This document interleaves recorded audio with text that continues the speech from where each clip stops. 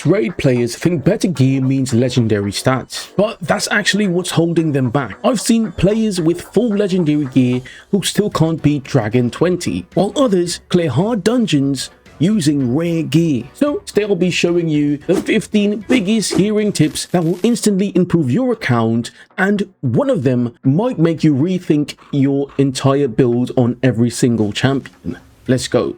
Tip number 15, stop chasing sets. Let's start with the biggest mistake in raid. Players like to typically obsess over completing sets, but if you have a speed set in particular with terrible substats like this piece of gear on my Michelangelo at the moment, it might not make sense to gear it up. But if you look closely, you're going to see I got 2 rolls into speed, which is 17 speed overall, which is more than useful for a champion that needs a whole lot of speed. So for instance, let's say you have a speed gear with a terrible speed roll like 9, right? And you just go with this random piece of gear with 15 on a 2 roll on speed. 9 times out of 10, the random piece is going to be better for you on the champion you desire it on than trying to fit it on a waste of time speed gear. So a general rule of thumb is that's build champions, that's just enhance them, which ties into the next tip, which is speed is your best stat.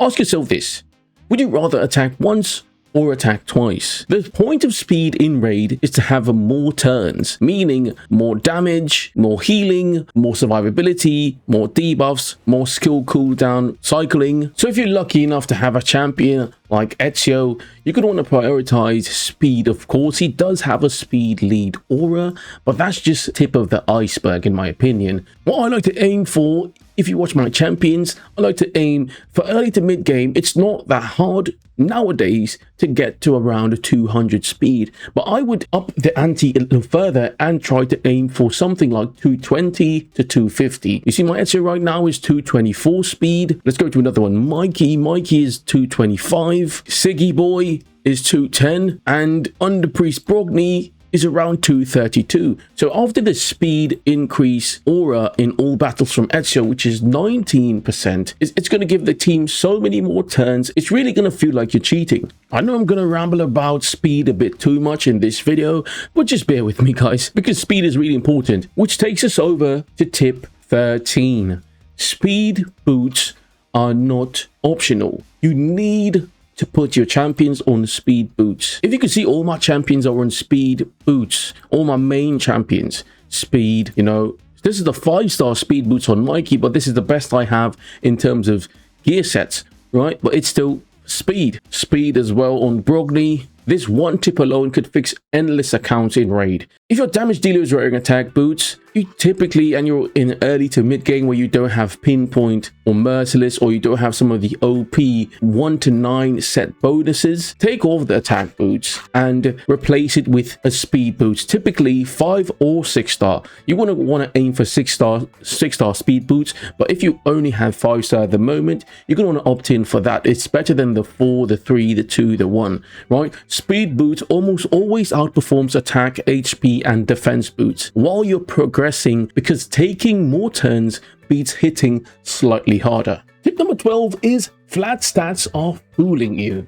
In Raid Shadow Legends, they love to give you flat stat pieces. Like this here, of course, it's a crit damage. Like this, accuracy, not a bad main stat, but it's still a flat stat, right? Raid loves, they love it so much. I've got so many flat stat pieces, I have no idea what to do with them. Basically, the whole bottom row can be flat stats, right? Let me just show you guys.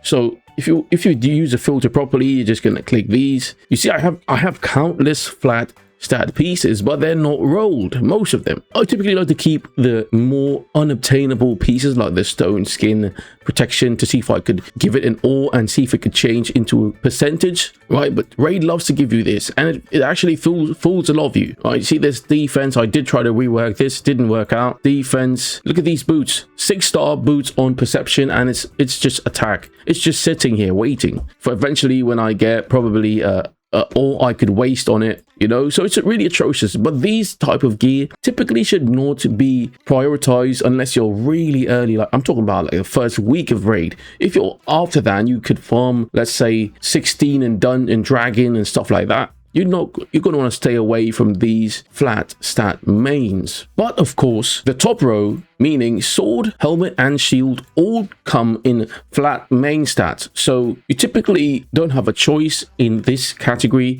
So you're going to want to look for OP substats, meaning speed, crit rate, accuracy. That's what I look for in all my pieces across the board. But getting it on the top row like this piece here, HP percentage, speed, and crit rate. It does have a high speed roll as well. So this is a typical piece I would take to 4. If it does roll into speed, it did not. I'm going to go again and see if I get a speed roll. I go 1 speed roll. Now I could opt in and get another speed roll. That will make this piece really good. If I don't, it's going to be in the bin. So we got crit rate. Not terrible, but it's not good at the same time. But I don't really have any other options. So I'm going to just hold on to that for now. Usually I don't like to put it on my champions, right? I'm not going to carry this higher, but if I don't have a choice, if I'm going through my gear, my champions, and I need a certain speed threshold, it might come in handy.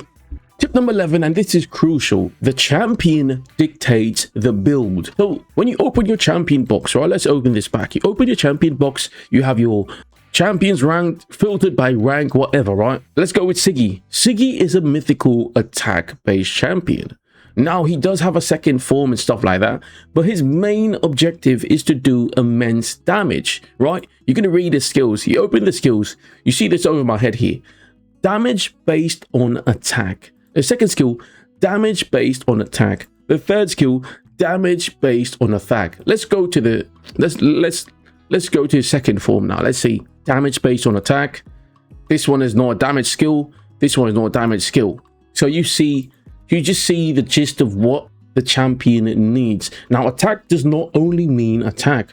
Obviously, attack means crit rate, crit damage, and attack percentage or attack overall. So my Siggy at the moment has 4,000 attack, 74 crit rate, not ideal at all, right? And 203 crit damage, really low, right? In terms of his ceiling. But what I do is I run him with Anchorite. So I can't reach certain thresholds. Anchorite brings increased crit rate, increased crit damage, and he extends the buffs.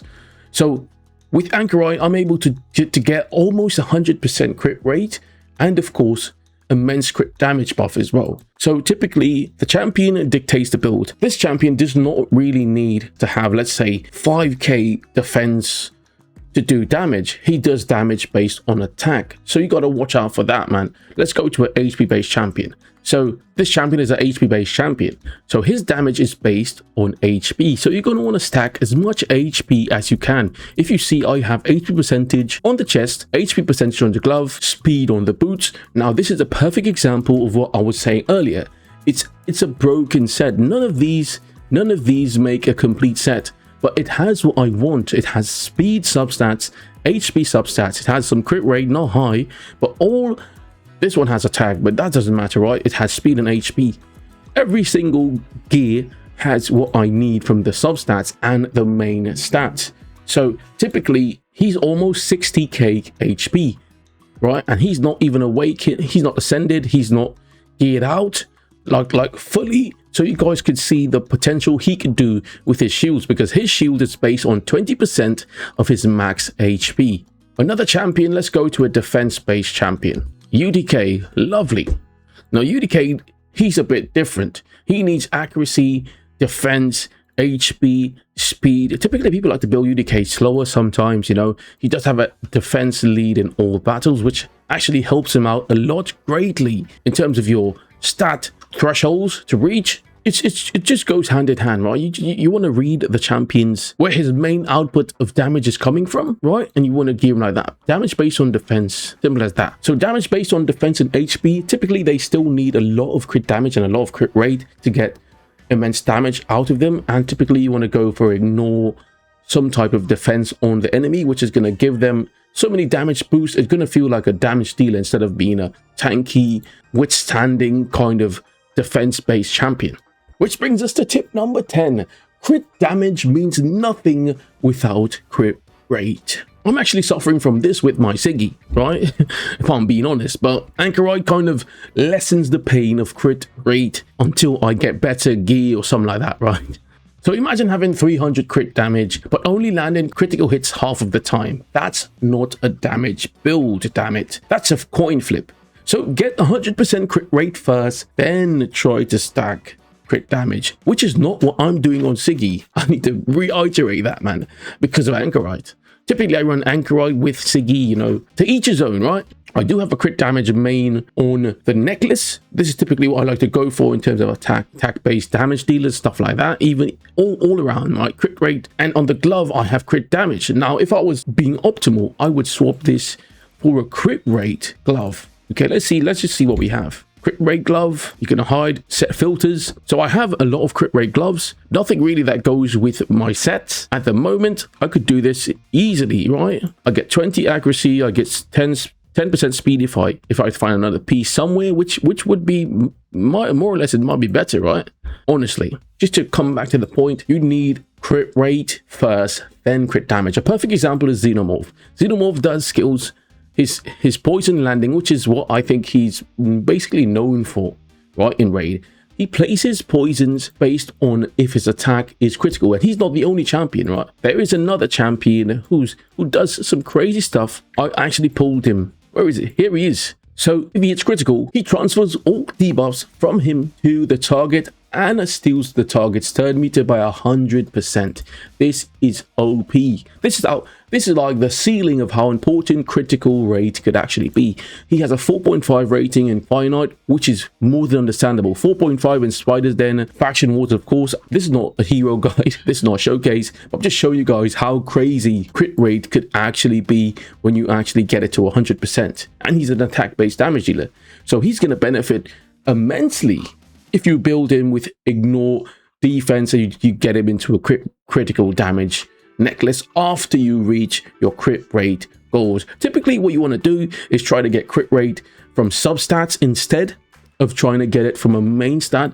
But in the early game, as well as early to mid game, people are not going to be able to do that. You got to compensate until you can make certain things work in your favor, right? So I do have some high crit rate pieces, right? So I could probably make up the difference and try to do crit damage on the gloves, but that's going to be later on. Tip number 9, you're missing debuffs. Well, who guessed it? It's probably accuracy. I don't know who thought of it, but it's probably accuracy. So you need accuracy to place effect. Let me get this correct. You need accuracy to place any negative effect on any enemy. So simple as that, man.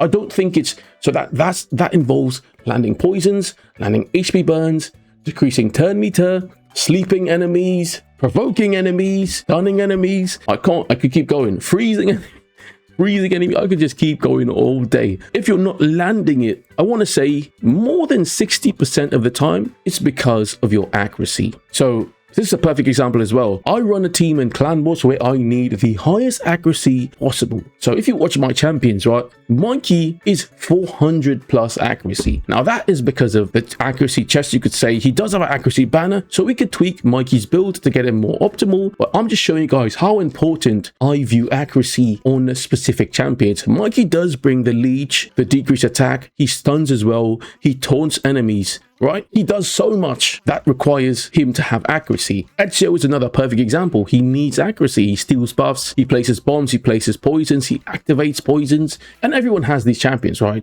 Ninja is another one. He needs to live with accuracy. Geomancer needs to live with accuracy. Geomancer has 291 accuracy. Look at that, man. Crazy. Now, there are champions who does not need accuracy, like Anchorite. He has no enemy negative effects in his skills, so he has to stay far away from accuracy. Honestly, right? But that's just one case. Apothecary, another one. No accuracy needed. Artak needs accuracy. He needs it. HP burn, decreased attack. From the time you see anything red, like over my head, from the time you see anything red and you hit more debuffs, you need accuracy. Simple as that. And aim for around 230 to 250 accuracy if you want to clear Clan Boss, Doom Tower, Dungeons, Stage 20. Everyone needs accuracy who does debuffs. From around 230 to 250, anything less than that, non-negotiable. You're gonna fail. Tip number 8. It comes around a time where people just like to hoard every single thing they find, right? Every single thing. Oh, this looks good because it's probably colorful, right? Stop keeping every piece of gear. My inventory is never full. Honestly, never. You see, I have 440 out of 2,000. I'm not sure if you guys can see this on the top of the screen. Why that is because I keep selling all the shitty pieces I see. I do have some shitty pieces still, right? But I'm keeping those for a rainy day. It's not really shit, but it's still shit, right? If I'm being honest. So as you can see, I have no frost gear. I have what else is a days. See, it's one line. It's actually 1 2 3 4 5 6. It's 6 pieces of days gear. Not important, man. Not useful. You're not gonna miss this gear until they come up with other mechanics where sleep is more important. It's not going to be useful. So if I was to show you guys, I sell basically all my lifesteal, all my sleep gear. I sell most of my frost gear. You know, shield set, you probably only need one good shield set for Wixwell or Infinite Brogni. Simple as that. Destroy, max HP, not really needed. Stun set, OP. Toxic could be OP as well. Provoke could be OP. Counter attack could be this counter attack here with a full piece. No stalwart. Oh, it's all right. Curing set, sell everything unless you need speed boots early on and you get 5-star speed boots from the campaign farming. If it's not that, sell it, man. Simple as that, man. So what selling gear does for you, it not only opens up more avenues for finding better gear, it actually gives you a whole lot of silver. So typically Raid likes to have a lot of gear enhancement events going on. Let's see if there's one actually as I'm speaking. So there is a gear enhancement. It's right here. So there's a gear enhancement going on right now. That's how much Raid likes to make people spend their silver. So typically a gear enhancement, you have to sell the bad gear pieces to upgrade the good ones. More often than not, you have terrible gear pieces that you're hoarding. If you want to know an example of a bad gear, let me show you. Let me just show you an example of I'm going to show you a terrible gear, then I'm going to show you a not so terrible gear, then I'm going to show you one you should always keep, right? Let's look at this. Let's go with boots. So this is the defense boots. It's a 5-star. First problem, it's a boots, it doesn't have speed. First problem, as a main stat, not sub-stat. It's a live set, which is only 15% bonus. This boots would never go on anyone I have in my roster. So this is typically a piece you'd want to sell immediately. It's not even 6-star, right? So hit sell, click this as well. This has speed on it, not good. It's a 4, we sell it. Simple as that. So if we keep going, right, we could do this all day. This is an attack boots. This has no chance being on the account. For no reason you should keep this. It's rare, it's a 5-star, and the substats are terrible. So just go through like that. Attack boots, it's accuracy. We have so many accuracy sets nowadays. This is not good unless it has godly rolls on the substats. I need to reiterate that. If it has a 3, you know, like a 3 roll on speed, keep it. I'm just showing you guys we could sell almost every single boots you're seeing here. Almost every boots could be sold, honestly, which already ties into the next step, which is roll before you sell. Obviously, you got to know what you're rolling, right? So if I was to roll before I sell, right, let's find a piece I would actually, you need HP chest, you need defense chest, right? So then I click substats, I click speed, make sure and get speed, I click accuracy. So we have 2 potential candidates, right? So this is really nice. It has speed and accuracy. So what I like to do, hit 4. It has speed. Lovely. Are you guys seeing right? Okay, good. It did roll into speed. We're going again. We're going for a double roll. If it does not roll into speed here, we sell it. It did roll into speed. Okay, so we got 17 from this piece. So we're going to take it to 12 still to unlock this. HP is flat HP, but it has speed on it, right? It is HP main as well, HP percentage. So let's do this piece. Let's do this piece. So it has HP percentage, speed, resistance, and accuracy. No bad substats, really. Resistance, not that needed right now, but it's not terrible. No bad substats on this piece, honestly, but we need speed. So we get resistance. Terrible. I'm still going to roll it to 8 to see if I get a speed. It doubles roll into resistance or instant trash. So that's how you do it, right? Simple as that. Let me just give you guys one more example, right? Let's do an attack percentage chest, or I don't really have that much gear, as you can see. So this has lovely substats. Let's see if we get speed. Okay, we get speed. Let's go again. Speed. Crit rate. Let's see if we get 2 into speed. We get 2 into speed, but it's low. It's a low 2 into speed. So this piece could be sold, honestly. If I'm being honest, but I don't really have that much. Don't really have that much. So, no, this has 11 speed. This could be sold as well. 1 speed roll, 1 accuracy roll. So typically that's what you like to do. Before you sell anything, give it a chance still, man. So what I like to do when I given certain gear a chance, I like to start with, you know, the bottom row, obviously, and just hit speed. So anything with speed on it, I give it a chance, especially on these pieces. So this is a flat chest, perfect. This is a perfect chance to see this in action. So if this does not roll, sell immediately. If it did not roll speed, at least next piece. Let's see if we get speed.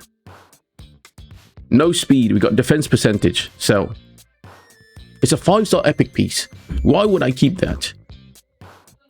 Just ask yourself, why would I keep this? Who would this be good on? Okay, so that's a big roll into speed. It's a 5 roll. So let's see.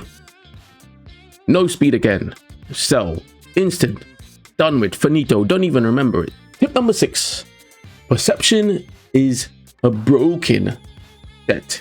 Now, if you're ignoring the Forge, you're missing out on one of Raid's best gear sets possible. So everyone knows Perception because it's basically Raid's attempt at giving people a good start in Raid Shadow Legends, right? So there is events where you could get Perception. A lot of you are going to have Perception, not if you start right now, but if you have Skeletor, you have a lot of Perception gear. Typically, you get Perception from farming of Faction Wars. Oh, we got a skill tome to collect. You get Perception from farming up Faction Wars. You get this piece here, Bloodstone. Am I blocking the blood? No, I'm not blocking. Okay, good. You get the rare, the epic, and the legendary. Typically, you want to go for the legendary materials, but that only drops on higher stages, right? So you're gonna want to farm that and get your Perception gear because Perception grants 40 plus accuracy and 5% speed bonus. I have been living on Perception gear. If you guys see this, my main champions, all of them. So Siki has 2 sets of Perception, Ezio has 2, Monkey has 2, Brogni has almost all, right? Geo has 2, Ankrat has none. He doesn't need accuracy, right? And just how it goes. Xenomorph has 2, and I could just keep going like that. There are champions in the Vault as well who has Perception on them, but that's neither here nor there. So it's more obtainable to get Deflection and Perception nowadays. So those 2 sets are really crucial. And of course, how could I forget this? Of course, the event dungeon. Now is the best time in Raid to start, man. This pinpoint gear, this is 60 accuracy you could get, plus 32% speed if you keep going the set bonuses. You know how crazy that is for Clan Boss, for a Nama team, for any team really, for any dungeon team. That's crazy. I do have Perception. I do have pinpoint on Ezio at the moment. Only 2, keep in mind. But if I do get this to 8, it's amazing, man. It's just absurd to think about, honestly. Ezio might be like 400 speed, easy, right? So this is a really nice time. Typically, you want to farm stage 20 of your event dungeon. This is oh, I'm getting sidetracked, but let's just say this. Stage 20 is the best place to farm, in my opinion. It's fast, it's reliable. Say 16 if you can't do 20, and to get your gear up like that. So Perception might take a backseat in this tip. It might be pinpoint is broken, and then Deflection, and then Perception, in my opinion. Tip number 5, lifesteal isn't forever. Early game, to clear the campaign, yeah, amazing. Late game, the only health sets you're going to be using is Regen and Immortal, if you want to, if I'm being quite honest. Now, Pelops can solo a lot of places in Regen. A lot of people, just to name a few. Lady Annabelle, perfect for Dreadhorn Bommel. And if you want to go way back, if you want to go way back to the OG Raid players, Shield Guard used to be the solo champion for Minotaur, stuff like that in Regen and Immortal. Sometimes lifesteal, obviously, right? So lifesteal is not a gear you want to live and die by, if I'm being honest. You could do it, you could not. It's just for early game, right? But it's going to phase out quicker than you think. As usual, as your roster grows, you'll often transition to stronger options like Savage, Lethal, Stone Skin, Protection, depending on the champion and the content. So don't get emotional and attach to the lifesteal gear. Please just sell it. Tip number freaking 4, boys. Do not, I repeat, do not spread your gear too thin. I have 1, 2, 3, 4, let's say 5 champions. This is my main 5. These 4 here, and a flex pick between Geomancer, Anchorite, sometimes Xenomorph. That's a lot, right? Ninja, that's my 5, right?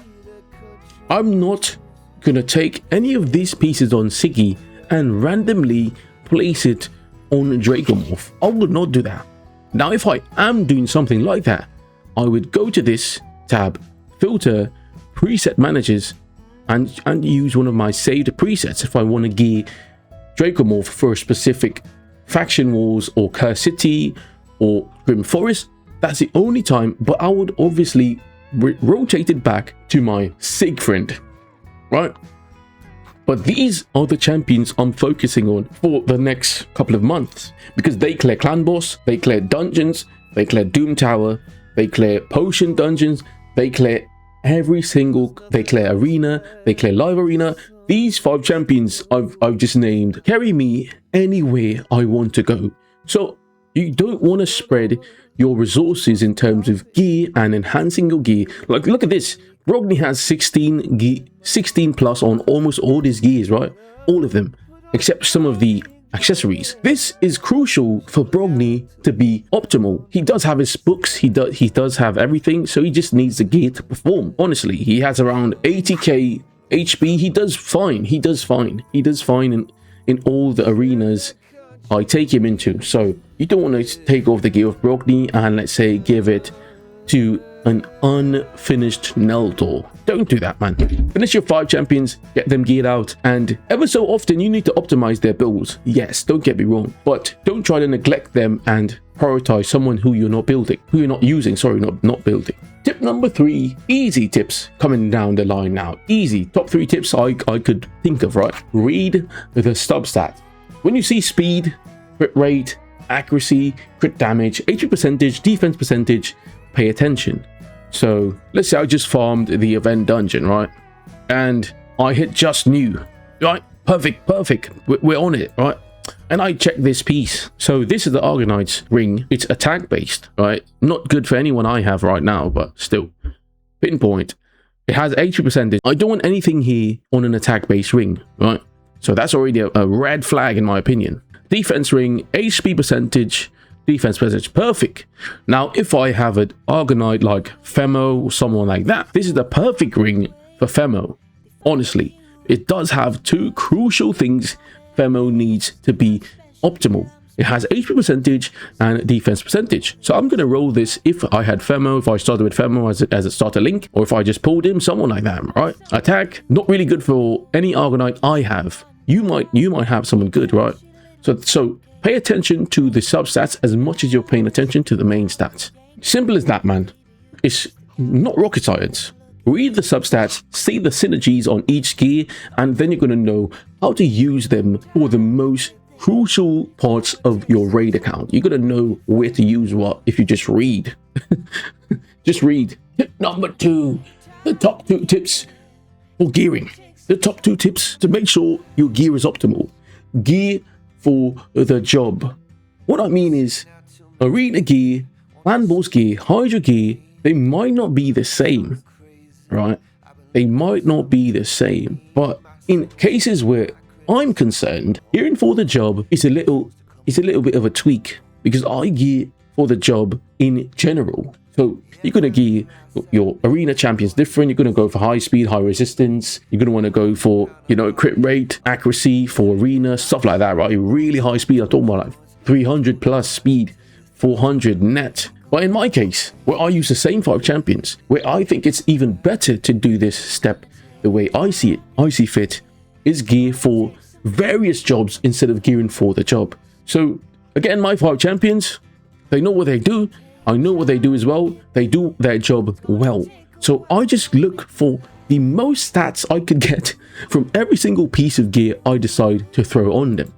I look for the most speed, the most accuracy, the most attack, the most crit damage, the most crit rate, and the most HP percentage, of course defense as well, that I could find on my champions. Simple as that, man. Simple as that. As you get older in the raid journey, you're going to start gearing your roster differently for different aspects of the game. So as of right now, as an early / mid game or even end game players, right, typically I gear for the job at hand. I geared for clan boss. That was my first job. I'm not doing one of those 1-to-1 ratio teams. I'm trying to do a 4-to-1 or 5 or 6, even 8-to-1. I want to get as much turns before the clan boss takes a turn as possible. So I gear for speed mainly, right? So, and speed is useful in every single part of the game. Typically what people like to tell you is for dungeons, you're going to want, if you open dungeons, you go to dragons, you see dragon 20, you're going to want to get around 200. They say add a 0 to each stage, right? So stage 13 is 130 accuracy, you're going to need 130 speed. You probably need more than that, honestly. So stage 20, you need 200 accuracy, 200 plus speed, stuff like that, right? So I'm pretty sure I could blaze through all of this. I just didn't do it because I don't have a need to do it. I went to 20, stopped right here for where my account wants to progress. Simple as that. So I'm ways over the threshold to get my teams clearing the dungeon, probably not as fast as it could, but as optimal, meaning no fails or very minimal, like 3% fail. You can't get away from that, right? If you don't land something over and over, you're gonna fail. Simple as that. So I gear towards that specific regime. Clan boss, Doom Tower hard, dungeons. Simple as that. And the fated tip number 1, the greatest gearing tip you could ever find. The question that changes everything. What is the best gear set? If I'm being honest, boys, that's the wrong question to ask. The number 1 question you should be asking yourself is, what stats do these champions need? Simple as that, man. There is some crazy gear sets that will be way better than thinking about stats, right? Like the 9p sets, obviously. But you're so far away, if you're early to mid game like me, you're so far away from thinking about Mercurial and and Stone Skin. There might be so many other sets by the time you reach to the meta. You're not even going to care about Mercurial because Mercurial is taking over right now. Honestly, but by the time you get to Mercurial, that's a topic for another day. So before you think about how to gear your champion, you got to think about what stats my champion needs. I know that I said that earlier, but it is a point I need to make when it comes to Raid Shadow Legends. It's just as simple as focusing on the specific stats each champion needs to be optimal. Now that could come in so many different forms, right? But there are ways to change a champion's sole purpose. Like you could do so many stuff with these great champions in Raid. So gearing is not that hard when you put the work in, when you think about what every champion actually needs and what do you need to get from each champion. So I hope you guys find this video useful. I hope you guys learned something. If you did, comment down below what you think about these tips. It wasn't like a crazy secret how to get this done tip guide. It wasn't meant to be that. It was just to tell people things they already know. They just don't know how to say it and how to do it. Right, so I hope you guys enjoyed. This was just a, dipping your toes into the water when it comes to gearing your champions, obviously. Now, for the end game players, you probably didn't learn anything from this, honestly, but I thank you still. If you reached this far into the video, I thank you for your time, effort, and energy put towards this. If you guys enjoyed, like, comment down below what you guys think. If you're this far already, type World Shinsui, my name. Type my name in the comments if you're this far ahead, right? Thanks for watching, boys. Peace.